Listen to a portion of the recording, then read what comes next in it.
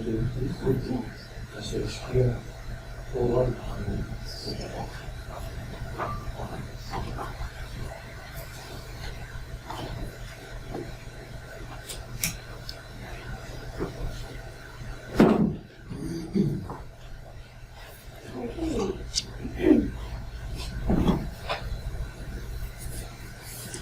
Thank you very much for this opportunity to speak with you on a project that I've been working on for some time.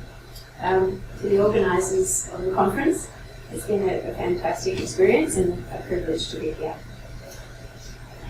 Teaching music with mathematics, a pilot study, is a paper that has grown from the project of a broader project, teaching maths with music and music with mathematics.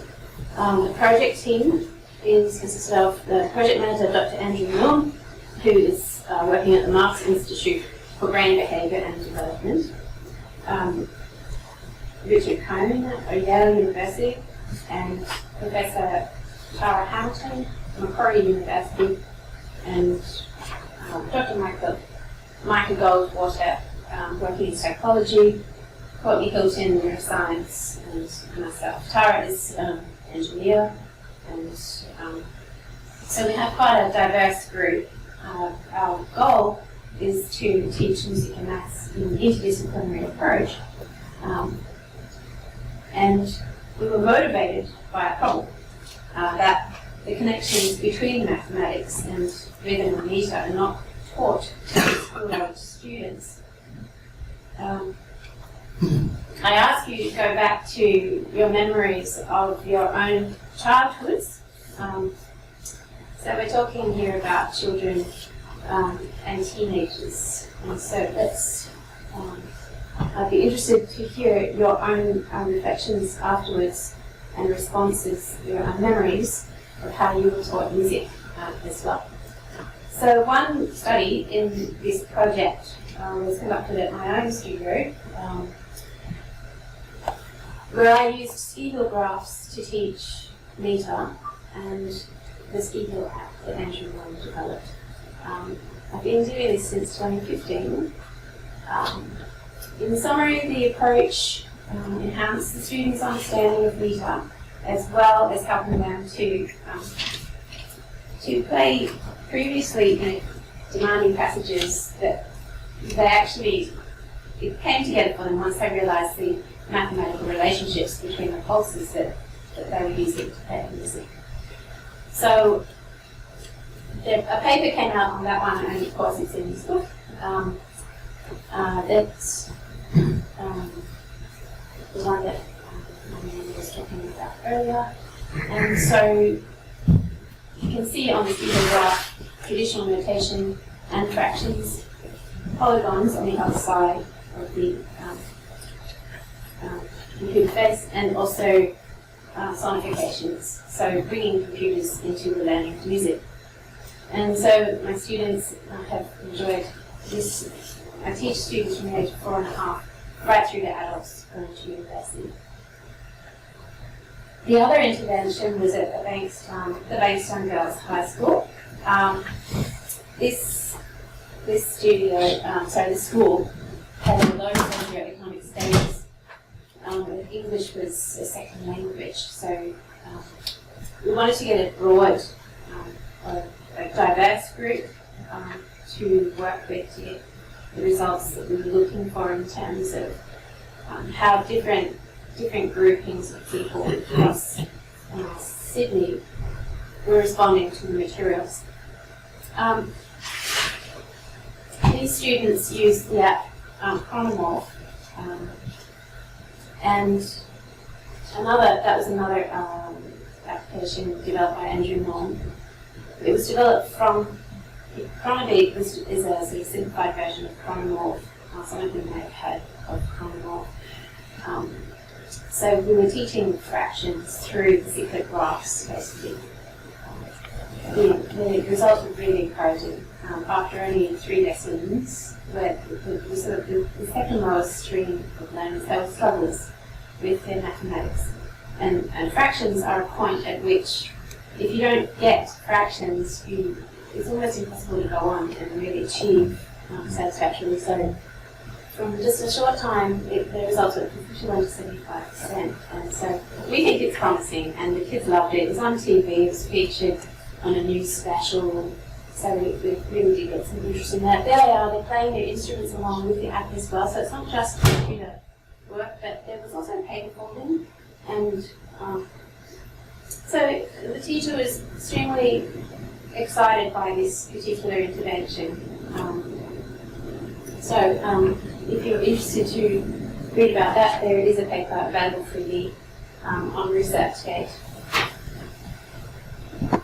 And that's just a shot of that particular app. So we're developing a suite of educational apps to teach maths and music in Sydney.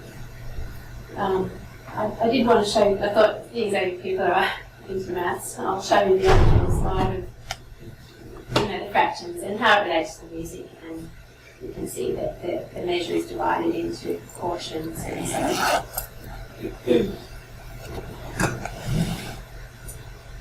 So this paper was about Sydney Grammar School, which was at the other end of the socio-economic realm. Classroom music, you can see there that the boys had their own computers with enormous screens and a keyboard each. The teacher had been educated at Harvard, so this was a private, private school with everything.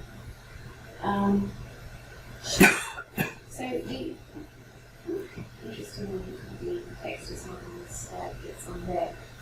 And with this, we decided to do a teaching intervention there using mathematics and software to teach rhythm and meter. Okay, so the goal here was to improve educational outcomes in both mathematics and music by teaching mathematical music skills simultaneously, manipulating the novel software applications that visualize and solidify musical structures with geometrical forms. Using these analogical comparisons between multimodal representations of the same underlying concept to draw out commonalities in music and mathematics. So there is converging evidence that mathematics and music are informed by core geometric skills. These are the sort of skills that industry are looking for as well now. Spatial reasoning is kind of looking. So core geometric skills are like perceiving, recognizing, mentally manipulating spatial patterns. So we're working with human cognition, and so how did we do this? Well, firstly, the lesson plans themselves were based on a rhythm-centered version of Milne's modular small teaching program. Would you like me to pass this? Would you like to have a look at this as the talk goes on? You can have a look at it, pass it around. Because in chapter 6 in there is what we sort of based this on. So there were 2 classes of boys. There were 14 boys in each class, and they were aged between 14 and 15 years. And there were 6 classes, 45-minute lessons. The Cyclet Graph app was installed on 15 computers, and we went through the whole lengthy process of human research ethics, computer approvals.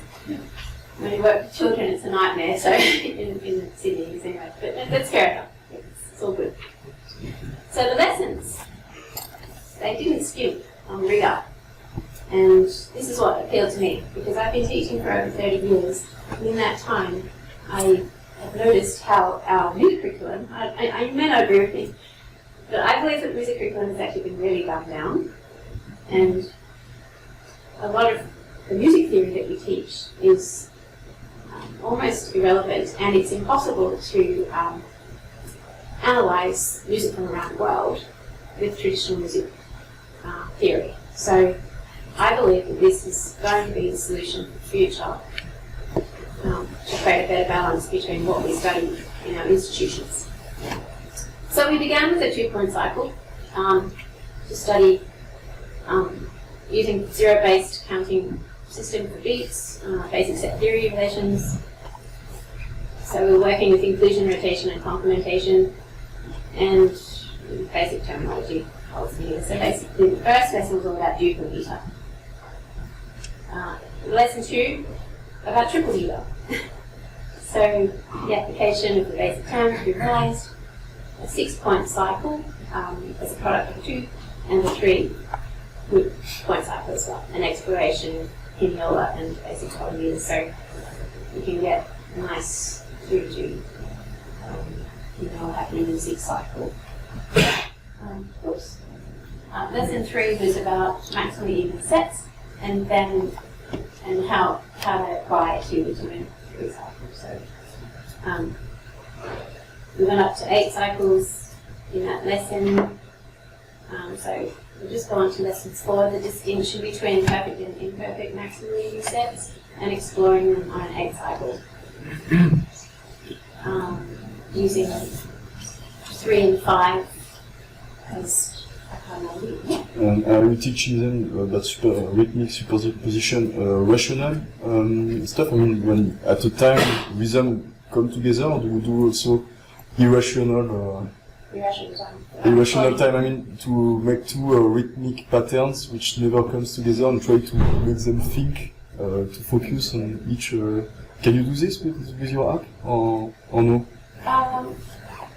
Depends what you mean by irrational. If you're talking about non-isocronous rhythms. Yes. That never meet like a rotation that will never come back to the same point.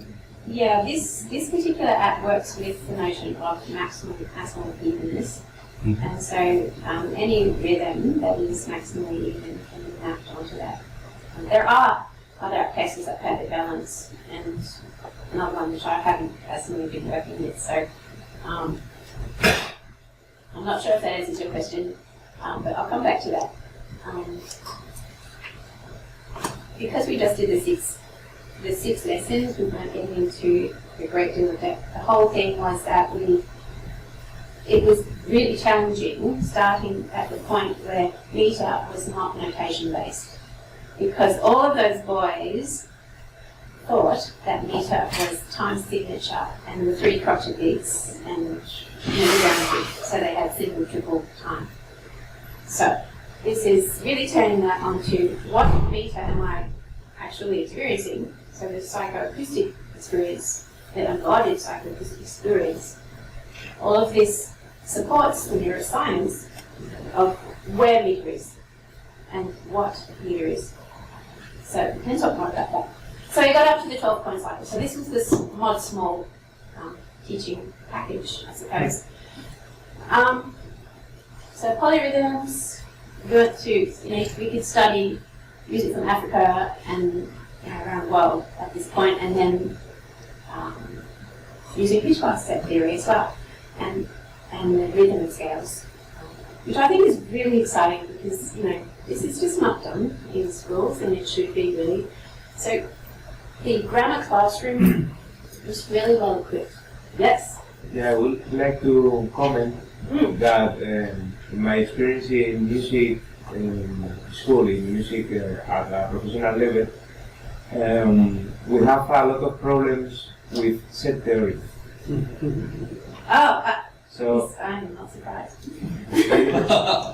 and after years of experience transcribing solos and composing music, I would like to comment that it would be much more easier for me if I knew the set theory before. I know, and it should be, because it's intuitive, and it's just what happens. I mean, what happens when you start bobbing to a piece of music?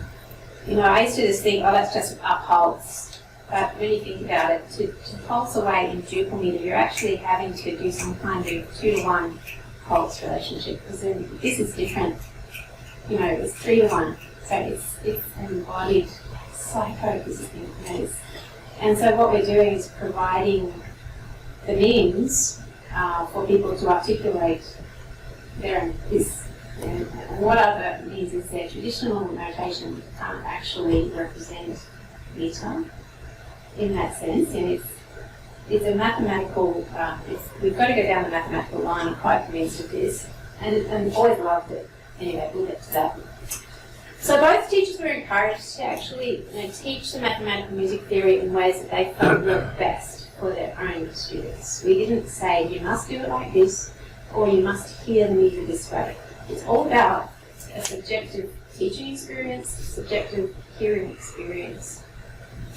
And so teachers A and B both workshop the materials with the students as a class through question and answer as that approach. And the students then demonstrate their own work on the Crombie app.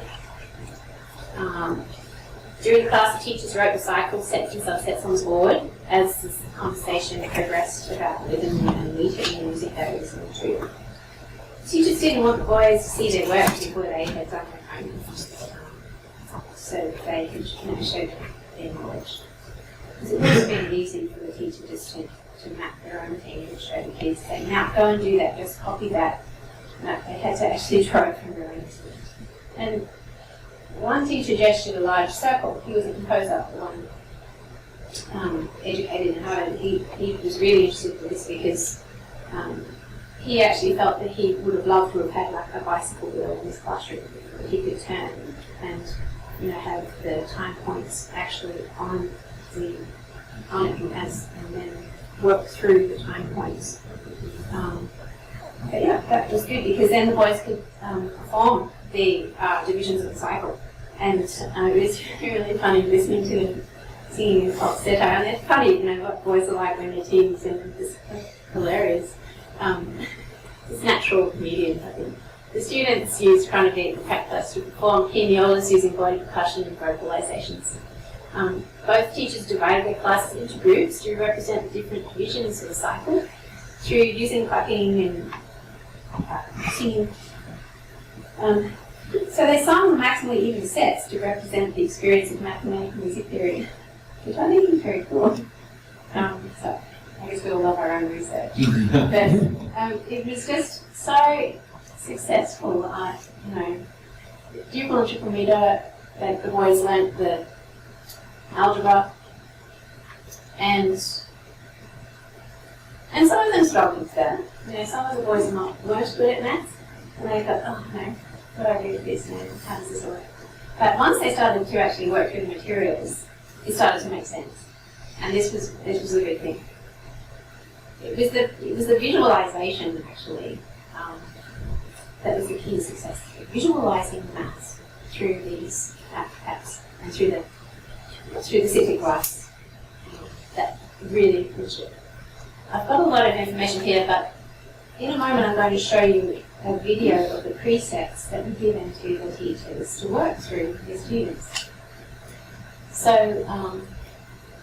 it's not ideal for me to have these on another slide. I did try to put the film on the same slide, but it didn't embed there, so I apologise. So if you could read through those and then kind of put it in the back of your mind while you listen to the video.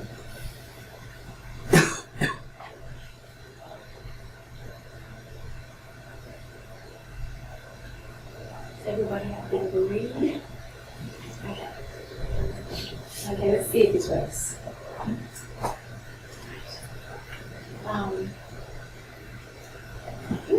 It's just a matter of pressing the position.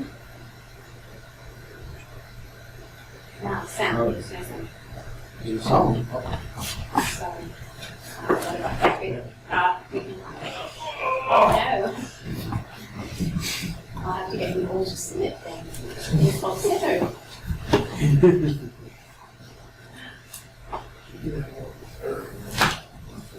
Sorry about the hassle.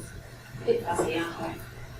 Quick question. Yeah. You use the term presets, and that sounds like jargon from the educational world, maybe? I'm not sure what that I don't means. know what that is. It's just that Anne will put in some pre-recorded sort of patches, is that what you call them? Okay. So that the teachers could learn how to use the app and also have good things to use in the sequential sort of material classes. Sort of like pamphlets? Yeah. Okay.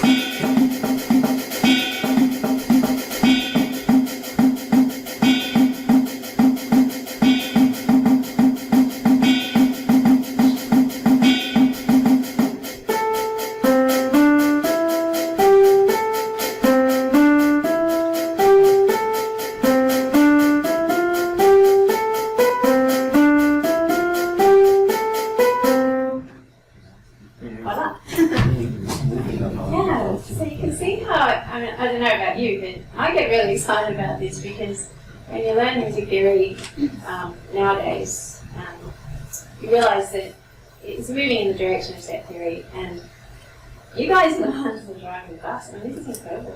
We are at the point in history where this is like change. Yeah, we are the change. I think it's great. It's a very big privilege.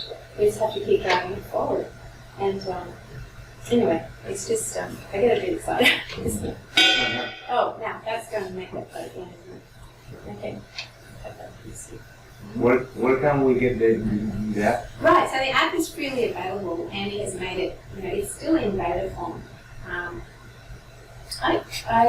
have a link to it on my thesis. So that's a good way to get you to all read my thesis. It's very hard, it's in a footnote. But yeah, it is actually in there. So if you have trouble, just email me and I'll send it. So the results, 73% of students stated a general preference for computer interaction. So it's bringing alive the theory. Okay.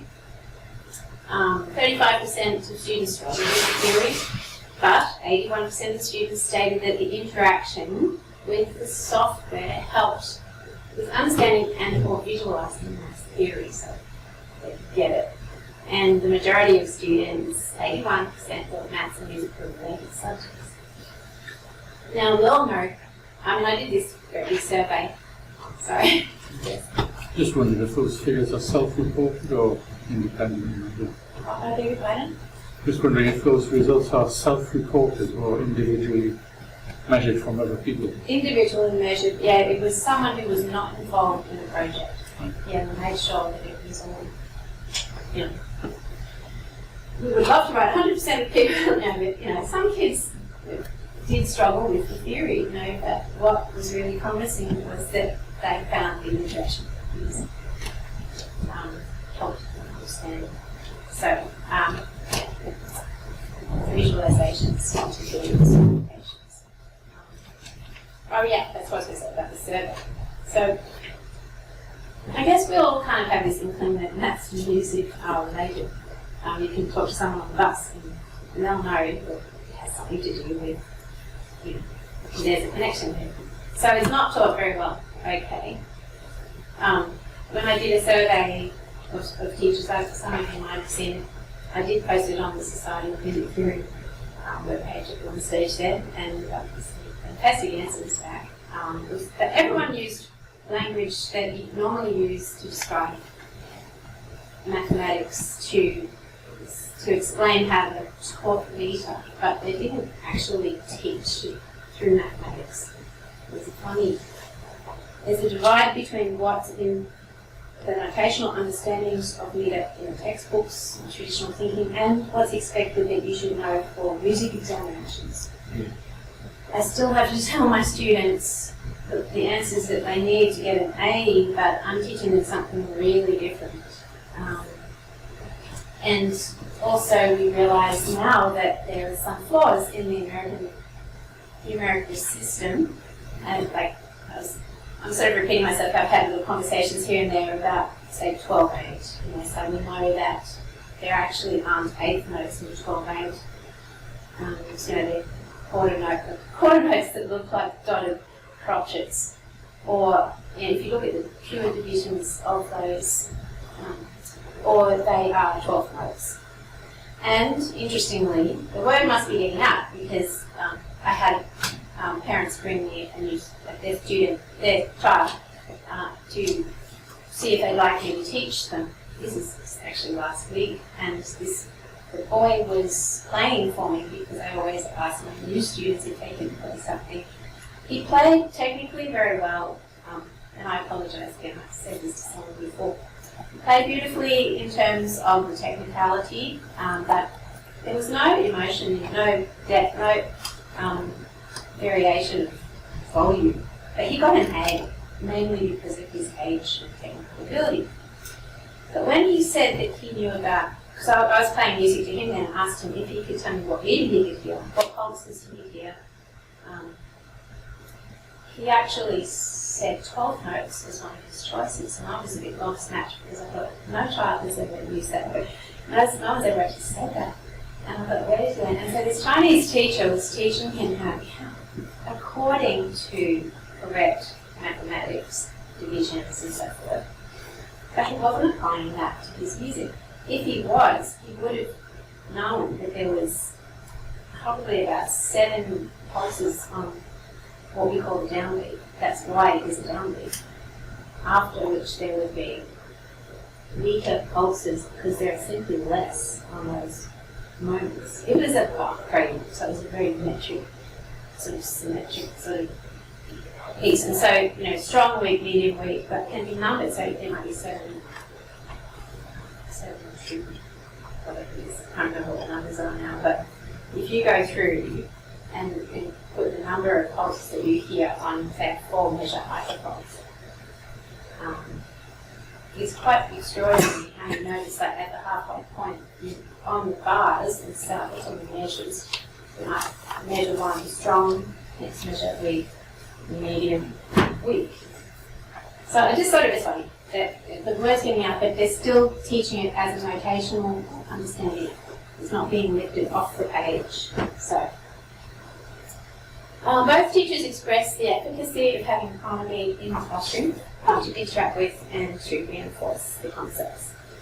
They learn game-like and they're very excited to see their students brainstorm in a mathematical manner and explaining their ideas during discussions. When I observed them, Andrea and I went out, and the focus of the lesson was on what the students were hearing, which is a really different idea about meter in general. And through visualization and sonification of B-class theory, students learned that meter is not notation based. So that was a key takeaway for them. The implications for teaching meter with focus on sound rather than notation, and rhythm and meter were learned through mathematics, but for a variety of styles and genres. So mathematical theory, music theory, supplements, not replaces, traditional music theories. I think people think, oh, you know, revolution will like replace the whole system or not. But it really simply supplements what traditional music theory can't do. It means that traditional music theory has evolved to be able to study music from all around the world, leading to the thought that, yes, I think we need to do some serious music reform overhaul. It's got to be done. Because there's people out there whose music, any music that's not notated is never considered to be as prestigious as the Eurocentric music. Did you study African music that you got to try at the highest level of your issue? In your tonal and metric classes in 4th year, graduate studies? I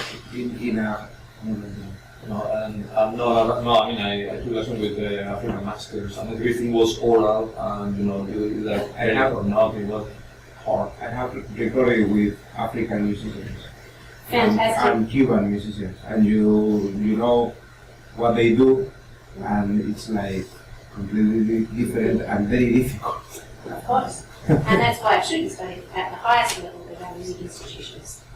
Okay? You know that. So that was the paper. I hope you liked it. I hope you got something out of it anyway. And thanks again.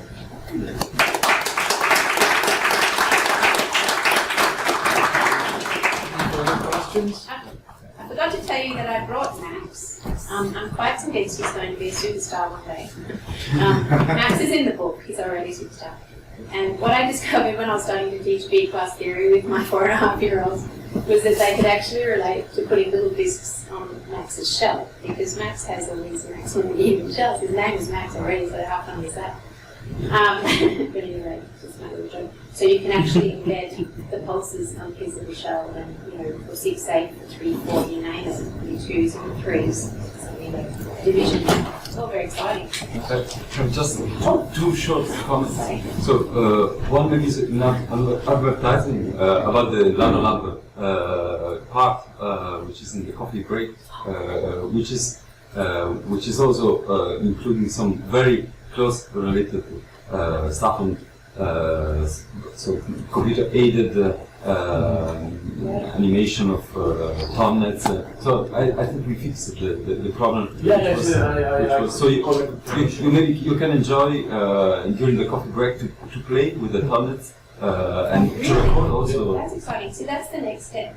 The pitch side and putting it. Yeah, so I was wondering, so I'm fascinated by tonics, and I think that's the best example I've seen that Yeah, recording on because the Taurus. the comment I would like to do it, Yeah. you were speaking about this geometry, Oh. musical thought, Of and course. is there a way to maybe renew with Jean Piaget, Yeah, I'm about to launch it for a PhD, and definitely. we'll Okay, get so we those. have to Yeah. discuss about that. And also, if anyone wants to learn more about the Chronobeat app and the Skipograph app, I'm around. I'll sit with you and go through all the stuff. Thank you.